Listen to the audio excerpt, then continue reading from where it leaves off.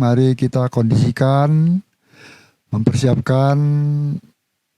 Setelah membacakan parita-parita, mari kita lengkapi dengan bermeditasi sejenak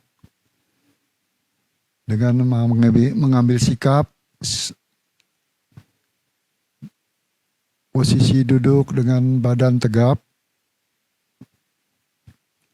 tidak tegang, tidak merunduk, tidak mendongak. Semua anggota tubuh yang merasa kaku dilemaskan,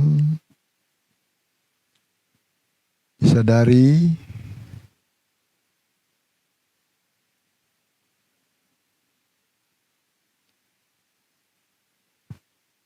Setelah kita merelaksasi seluruh jasmani kita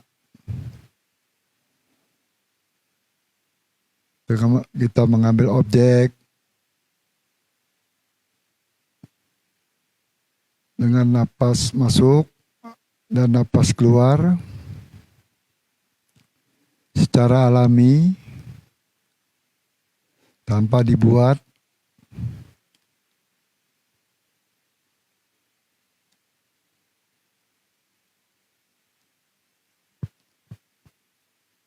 Boleh dengan kata-kata napas masuk, but,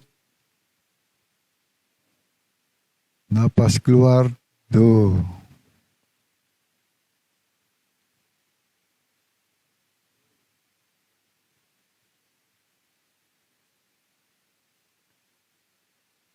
Mari kita meditasi dimulai dalam waktu yang ditentukan kurang lebih 10 menit. Bernapas secara alami.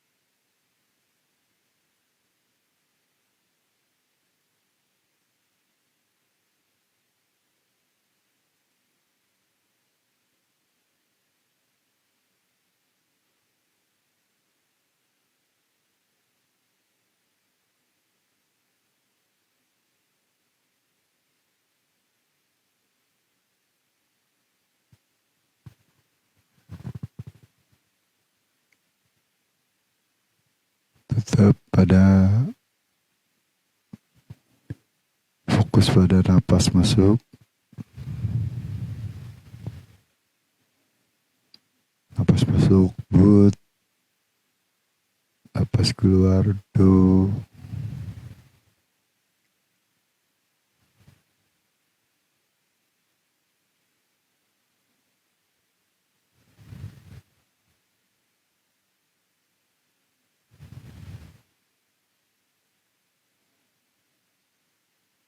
Semoga saya berbahagia,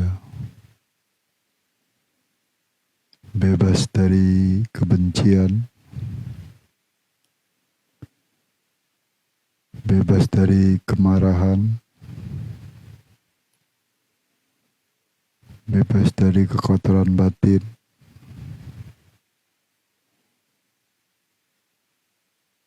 bebas dari kesukaran. Semoga saya dapat mempertahankan kebahagiaan saya.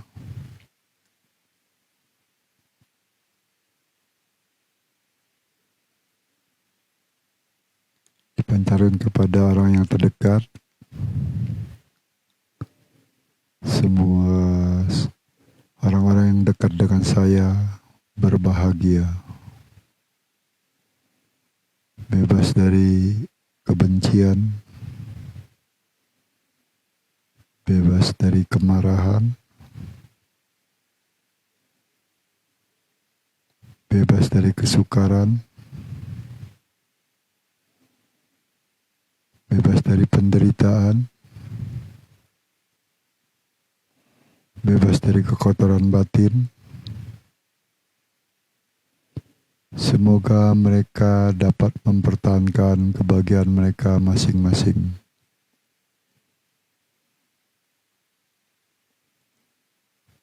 Pada teman-teman atau sahabat, semoga mereka berbahagia, bebas dari kebencian, bebas dari kemarahan, bebas dari keserakahan, bebas dari kesukaran, bebas dari penderitaan. Semoga mereka dapat mempertahankan kebahagiaan mereka masing-masing.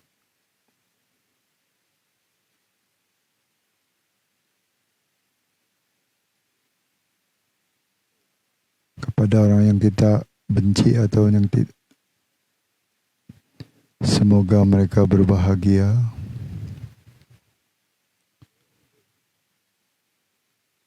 bebas dari kebencian, bebas dari kemarahan, bebas dari keserakahan, bebas dari kekotoran batin. Semoga mereka dapat mempertahankan kebahagiaan mereka masing-masing. Sabe sata bawantu sukitata. Semoga semua makhluk hidup berbahagia. Meditasi selesai. Sadu, sadu, sadu.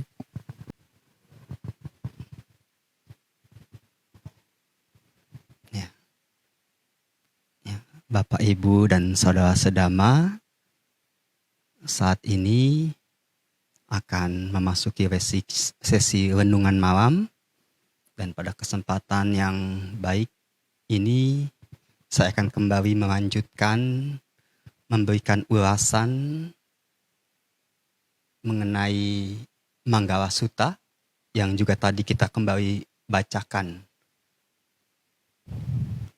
Jadi pada kesempatan malam hari ini akan dilanjutkan menyampaikan tentang 4 bait terakhir dari Manggala Sutta yang merupakan pedoman untuk hidup yang tercerahkan, untuk memahami kebenaran.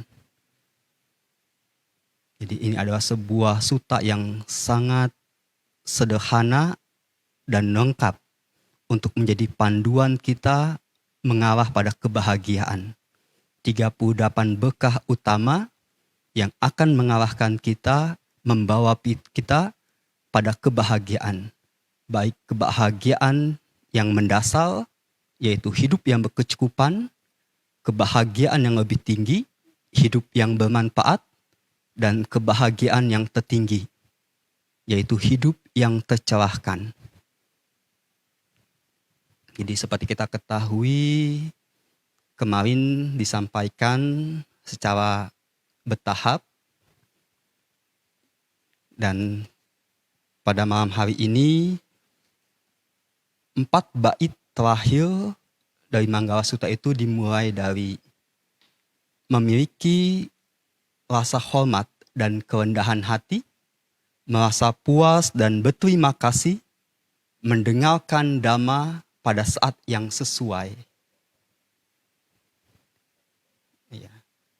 Jadi, ya ketika kita mendengarkan Dhamma, ya dalam konteks ini kita diharapkan untuk memiliki rasa hormat dan kerendahan hati.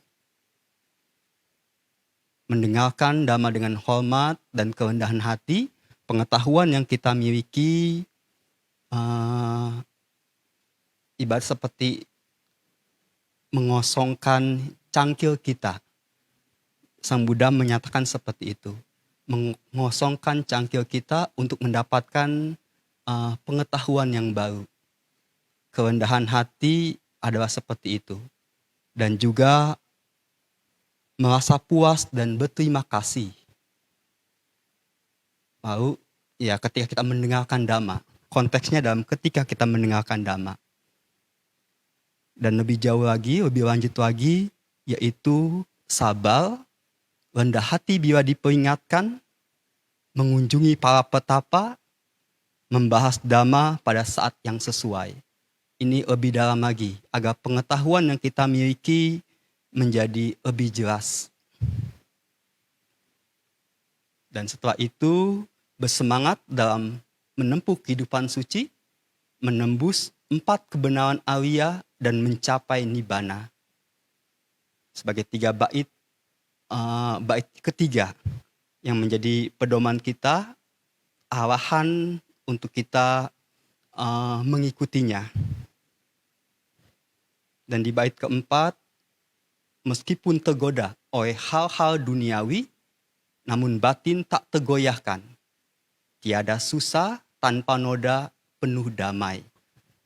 Ya, inilah bait-bait yang menjadi acuan pedoman kita untuk memahami kebenaran, untuk dapat tercerahkan. Jadi inilah pedoman kita.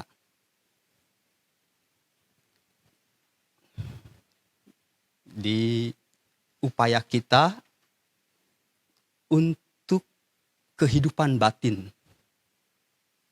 Jadi dikatakan bahwa setiap individu, kita semua memiliki 3 bentuk kehidupan, yaitu kehidupan pribadi, kehidupan sosial, dan kehidupan batin. Di mana ketiganya ini harus kita perhatikan dengan baik dan seimbang. Ya, kita harus berupaya untuk menjadi pribadi yang tangguh, yang dapat diandalkan. Kita bisa berpedoman pada 3 bait yang pertama. Lalu, untuk kehidupan sosial kita, ya ketika kita bisa bermanfaat, berguna bagi orang lain, kita akan lebih bahagia. Dan yang terpenting, yang lebih utama adalah kehidupan batin kita. Batin yang memahami kebenaran, batin yang tercerahkan. Di mana untuk memperoleh kondisi demikian, kita bisa berpedoman pada apa yang Sang Buddha ungkapkan, yang tercatat di dalam Manggala Sutta tersebut.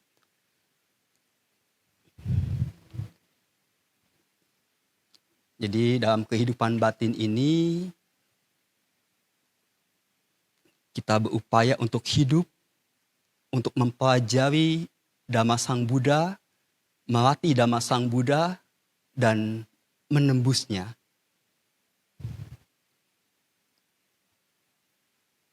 Jadi seperti yang kita ketahui ada Pawiyati, Patipati, dan Patiweda.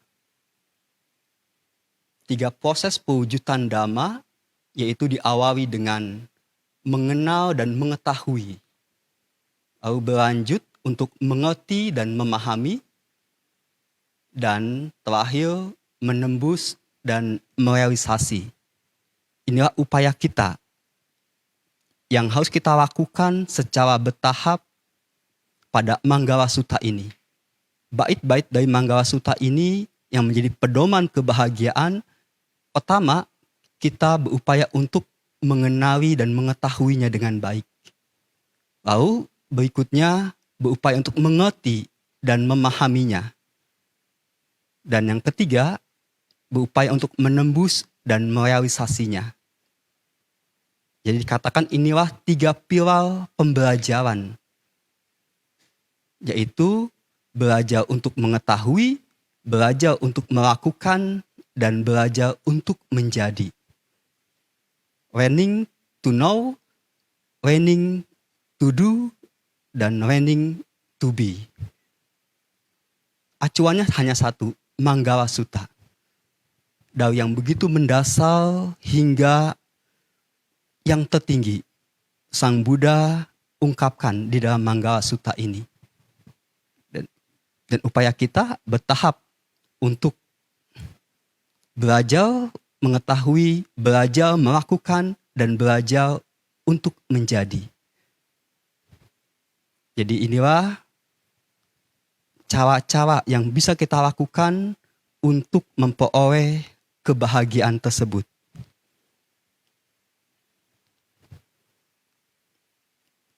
Jadi pada intinya, dalam kehidupan batin kita, kehidupan spiritual kita, dengan mendengarkan Dhamma, membahas Dhamma, berlatih Dhamma tersebut ke dalam batin kita, hingga menembus 4 kebenaran Arya yang menjadi pokok ajaran dari Guru Agung Buddha adalah hal yang perlu kita upayakan.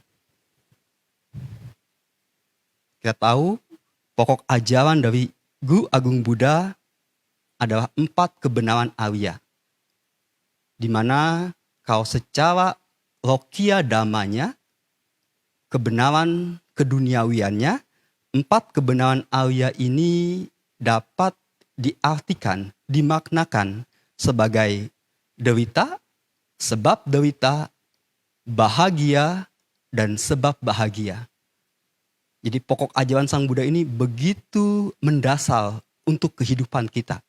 Karena semua makhluk, siapapun, tujuannya, harapannya adalah tidak ingin menderita dan ingin memperoleh bahagia. Dan inilah yang diajarkan oleh Guru Agung kita. Tentang derita dan sebabnya, bahagia dan sebabnya. Apa yang menjadi pokok ajaran dari Guru Agung Buddha kita adalah seperti ini.